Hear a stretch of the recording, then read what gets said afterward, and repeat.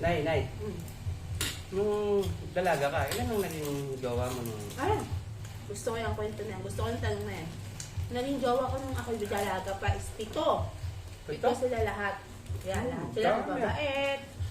Gustong gusto ako ng mga magulang nila dahil siyempre masipag daw ako. Saka maganda. Eh, ikaw ba? Ilan pa naging jowa mo nung binata ka pa? Isa lang eh. Isa lang?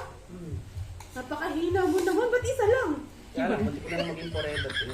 Bakit? Wala eh. Gusto ko lang siya maging forever ko. O bakit hindi kayo naging forever? In love ka ba sa kanya? Hindi. O bakit naging forever mo siya? Kaya tayo. Parang may naamoy ako hindi maganda. Kaya tayo.